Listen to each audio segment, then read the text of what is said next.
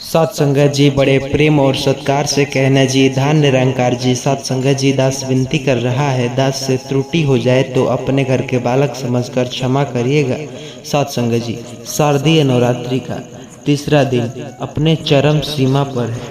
आप लोग सभी जानते हैं 24 सितंबर 2025 यानी बुधवार को पड़ रही है शारदीय नवरात्रि का तीसरा दिन।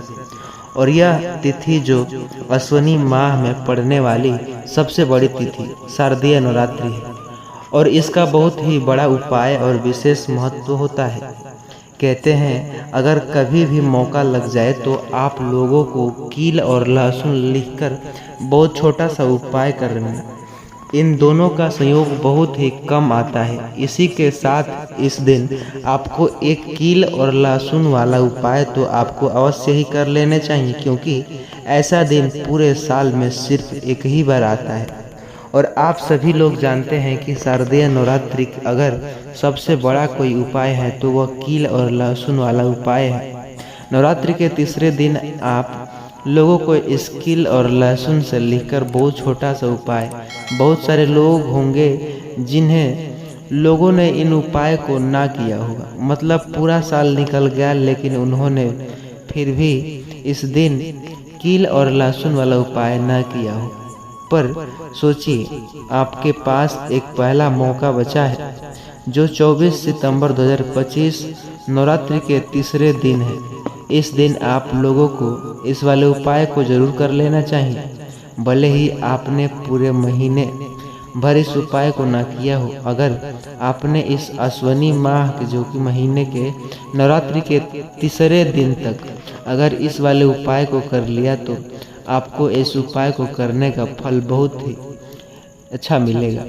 कभी आपने सोचा है, कल्पना भी की नहीं की होगी। इसलिए आप लोग इस वाले उपाय को एक बार जरूर कर लीजिएगा ताकि आप लोगों के हाथ में यह मौका ना जा सके हाथ से आपके, और आपको इस उपाय को करने का फल मिल सके। यह उपाय पंडित जी से अपने अभी श्री महापुराण के अनुकथा में बताया गया है कि इस उपाय को आज हम आपको बहुत अच्छे से समझाने वाले हैं। इस वीडियो को देखने के बाद इस उपाय को समझने के लिए आपको इस वीडियो को अंत तक ज़रूर देखना होगा। तो चलिए शुरू करते हैं। इस अश्विनी माह के नवरात्रि के तीसरे दिन यह इतना खास होता है, इसका महत्वपूर्ण होता है। देखा गया है कि कभी कभी बड़े बड़े पूजा पाठ अनुष्ठान से जो मनोकामनाएं पूर्ण नहीं हो पाते, वह अश्विनी माह की नवरात्रि के तीसरे दिन एक छोटे से उपाय कर लेने से हो जाती है आपकी मनोकामनाएं पूर्ण। और बहुत सारे लोग इस उपाय को किया भी है। आपको इस उपाय को करने का फल बहुत अच्छा मिलेगा। अगर आप लोग भी इस उपाय को करना चाहते हैं तो आप इस उपाय को पहले अच्छे से समझ लेना, सुन लेना, उसके बाद करना। आपको इस उपाय का फल जरूर मिलेगा। इसको कर लेने से आपके घर में चाहे किसी भी प्रकार की दुख समस्या जो होगी वो चली जाएगी। आपके कारण वो इस समस्या का कारण भी पता चल जाएगा, और उसका कुछ भी कारण हो सकता है, जैसे पितृदोष हो सकता है या किसी भी तरह का मंगल दोष। तो इस दिन आप लोगों को यह वाला उपाय कर लेना। यह ऐसा उपाय जिसे उपाय को अगर किसी विशेष दिन पर किया जाए तो भाई उस विशेष दिन का वह तो मिल ही सकता है, पर हमने उस दिन इस उपाय को किया है। इस प्रकार की वीडियो आपने लगातार YouTube पर देखे आ रहे होंगे। फल बहुत जल्दी मिलेगा। लहसुन कील में गाड़ देना, इस प्रकार की वीडियो। तो साथ संगत जी, हमें सच को जानना है, तो क्या सतगुरु निरंकारी विचार भी हमें यही संदेश देते हैं? अक्सर नहीं। आइए एक कथा के साथ सुनते हैं, जिस कथा में हम समझेंगे कील और लहसुन वाले उपाय को इस नवरात्रि के तीसरे दिन कैसे करना, किसको करना, किस समय करना और कहां पर करना। यह हमारे सारे सवालों का जवाब इस वीडियो में मिल जाएगी।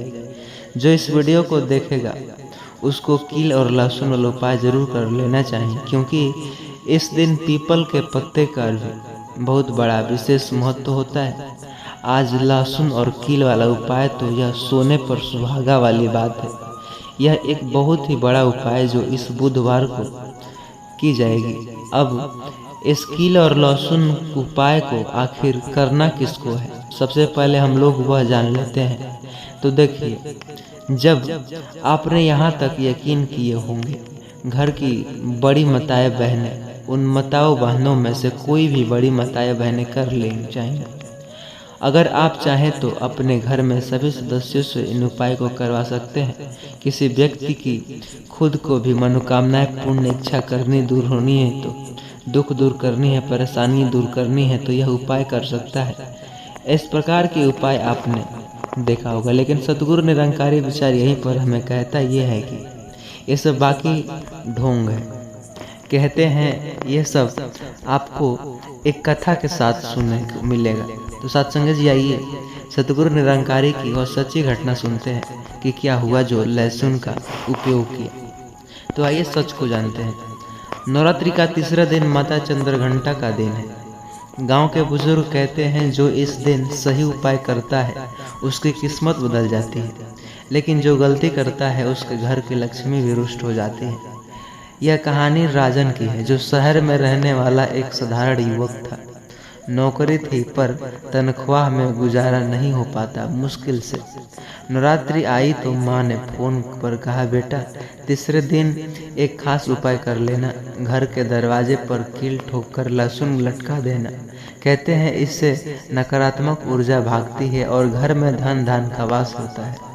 राजन को यह बात अजीब लगी, लेकिन माँ की बात टाल नहीं सकता। उसने सोचा चलो करते हैं, क्या पता किस्मत बदल जाए। सुबह सुबह स्नान करके राजन ने देवी की पूजा की और फिर छोटी किल्ली एक धागे से 7 लहसुन की कलियां परोई और मुख्य दरवाजे पर ठोक दी। उसने मन में प्रार्थना किया, हे माँ चंद्रघंटा, मेरे घर में सुख समृद्धि लाओ, कर्ज खत्म हो जाए, पूरे दिन अच्छे हो जाए, जो बुरे दिन है अच्छे हो जाए। उस रात राजन ने एक अजीब सपना देखा। सपना ऐसा कि उसने रूह कांप गई। वह देखता कि वह बूढ़ा संत उसके दरवाजे पर खड़ा है और वह कह रहा है, बेटा उपाय किया तो सच्चे मन से करना, लेकिन याद रखना उपाय से पहले अपनी नियत और जीवन शुद्ध कर लेना चाहिए, वरना ये लहसुन भी तुम्हें बचा नहीं पाएगा।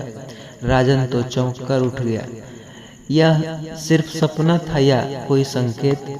अगले ही दिन राजन ने ऑफिस में जो बॉस के अचानक बोनस देने की घोषणा बनाई। राजन खुश हुआ, बोला, माँ सच कह रही थी क्या?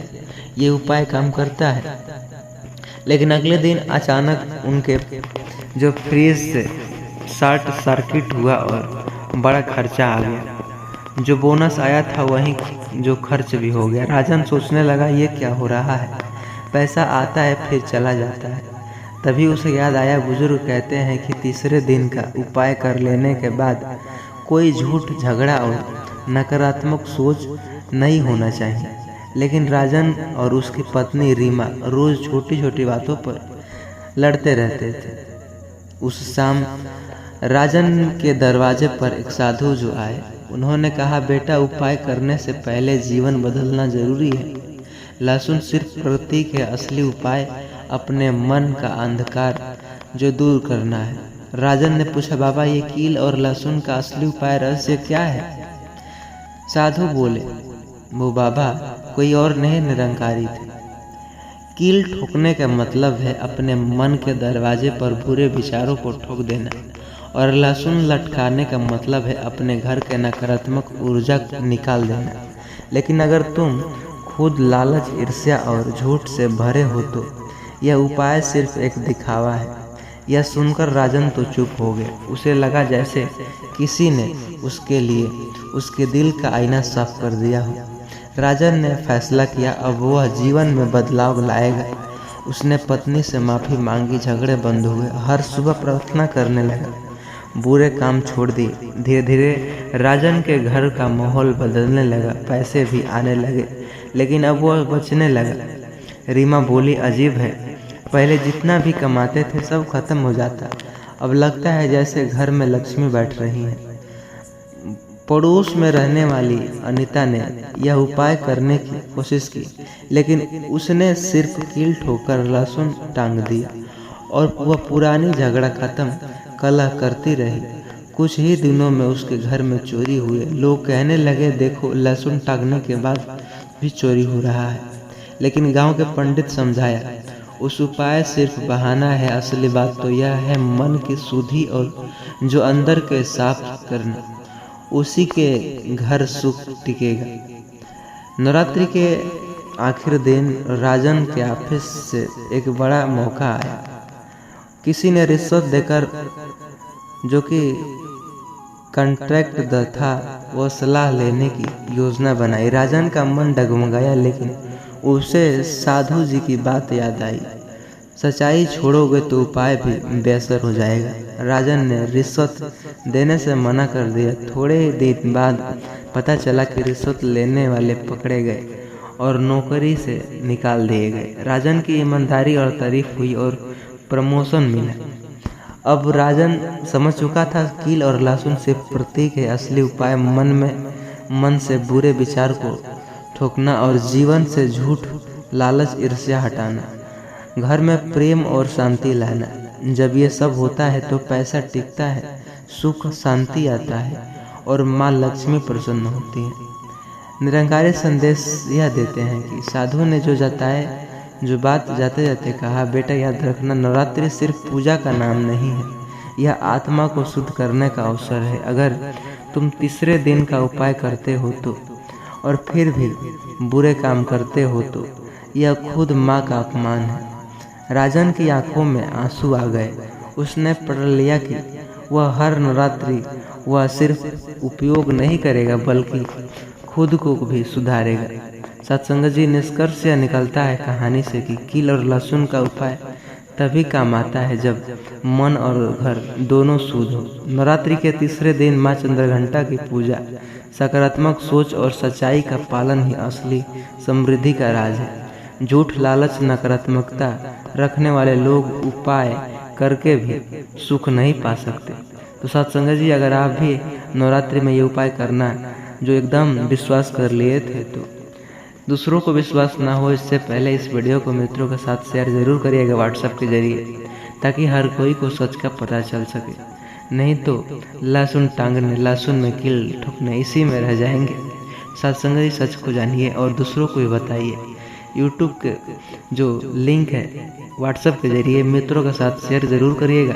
और सच को जानने के लिए, हमेशा सच्चाई जानने के लिए किसी बात को लेकर, तो हमारे इस चैनल को सब्सक्राइब करिएगा ताकि आप भी सच को जानें। तो प्रेम और सत्कार से कहना जी, धन निरंकार जी। सत्संग जी, नवरात्रि में काला जादू, कहते हैं भूत प्रेत, टोना टोटका, ये सब बहुत ट्रेंडिंग पर चलता है नवरात्रि में। खासकर नवरात्रि का समय आध्यात्मिक दृष्टिकोण से अत्यंत शक्तिशाली और संवेदनशील माना जाता है।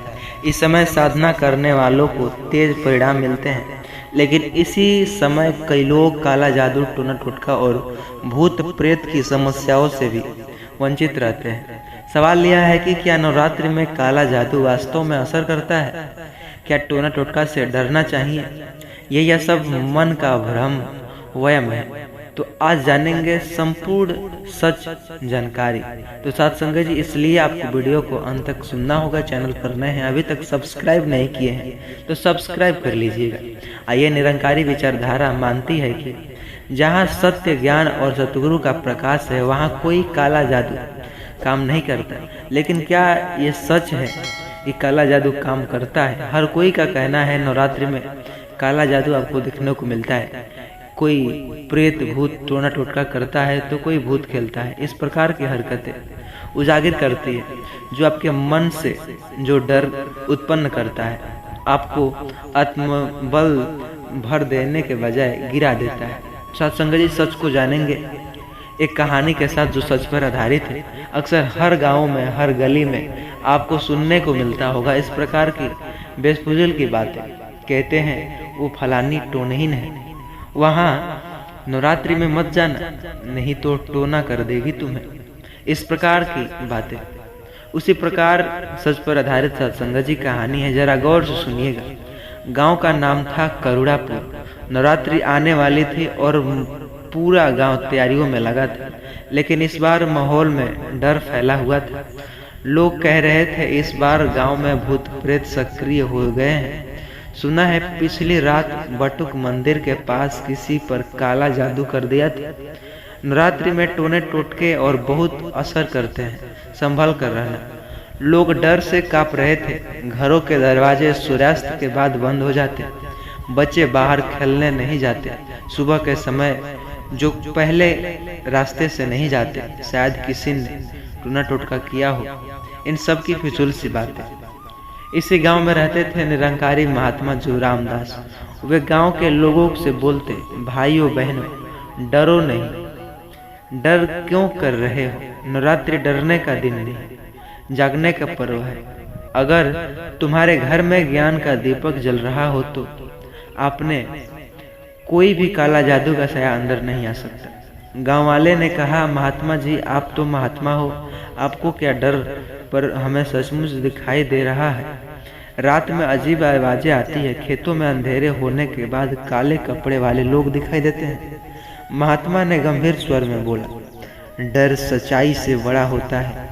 आओ आज इस नवरात्रि की तुम सबको एक कथा सुनाता हूँ जो तुम्हारे भ्रम को तोड़ेगी। बहुत समय पहले की बात, इसी गांव में एक किसान रहता था। उसका नाम था हरिराम। नवरात्रि में उनकी फसल बहुत अच्छी हुई थी, लेकिन उसका पड़ोसी उससे ईर्ष्या करते थे। पड़ोसी ने कहा, मैं इसको सबक सिखाकर हूँ दम लूंगा। मैं इस पर टोना करूंगा। रात को उनके मुर्गे की बलि दे दूंगा, कुछ मंत्र पढ़ लूंगा और हरिराम के खेतों में इस प्रकार की फिजूल सी बातें, टिड्डियाँ जो हड्डियाँ गाड़ देते, जानवरों की हड्डियाँ। अगले दिन हरिराम को यह खबर लगी, वह डर गया। उसका मन काम करना छोड़ बैठा, खेत पर जाना बंद कर दिया। धीरे धीरे उसके फसल सूखने लगे। गांव के बुजुर्ग महात्मा ने उन्हें समझाया, बेटा टोना टोटका से ज्यादा खतरनाक तुम्हारा डर है। जब तुम डरते हो अपनी शक्ति खो बैठते हो। अपने खेत पर सतगुरु का नाम जपो, सत्य ज्ञान का प्रकाश फैलाओ, देखना सब नकारात्मकता जलकर खत्म हो जाएगी। हरिराम ने वैसे ही किया जैसे उसने रोज खेतों में जाकर नाम जप, मन में सकारात्मक और डर को त्याग दिया। धीरे धीरे खेतों में भी फिर से वो हरा हो गया। पड़ोसी का काला जादू खुद उसी पर पलट गया।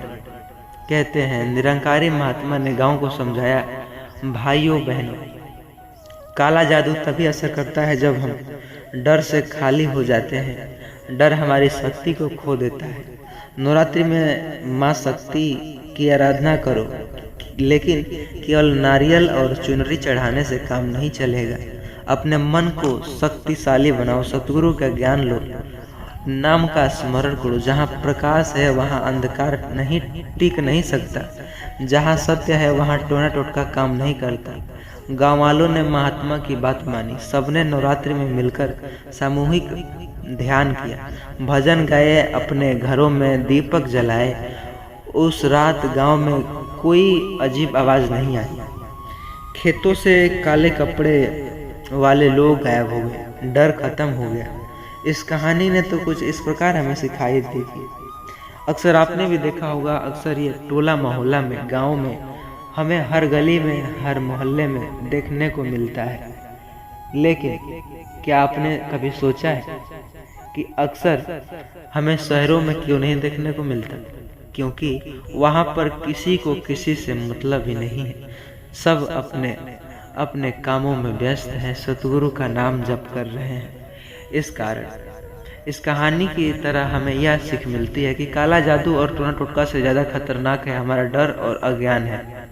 नवरात्रि आत्म शक्ति जगाने का पर्व है, डरने का नहीं। निरंकारी महात्मा सिखाते हैं कि अगर मन शुद्ध सतगुरु के ज्ञान में स्थिर है तो कोई भी नकारात्मक शक्ति हमें हानि नहीं पहुंचा सकती। डर को त्यागो, विश्वास को अपनाओ और मां शक्ति का सच्चा आवाहन करो। तो साथ संगत जी, यह कहानी आपके मन को आपके दिल को झकझोर कर रख दी होगी, क्योंकि इस प्रकार की कहानी आपने किसी से भी नहीं सुनी होगी। क्योंकि सच को जानना है तो हमारे इस चैनल को सब्सक्राइब करें, क्योंकि हमेशा सच ही राह देते हैं, क्योंकि निरंकारी विचार है। तो साथ संगत जी, प्रेम और सत्कार से कहना जी, धन निरंकार जी। चैनल पर नए हैं, अभी तक सब्सक्राइब नहीं किए हैं तो सब्सक्राइब करिएगा और इस वीडियो को मित्रों के साथ अवश्य शेयर कीजिएगा, ताकि वो भी टोना टोटका से दूर रह सके। साथ संगत जी, इस प्रकार की अजीब हरकतों से। तो साथ संगत जी, दास यही विनती करता है, दूसरों की मदद करने में हमें अच्छी भलाई का कामना करना पड़ता है। साथ संगत जी, प्रेम और सत्कार से कहना जी, धन निरंकार जी। दूसरों तक ये वीडियो अवश्य शेयर कीजिएगा साथ संगत जी।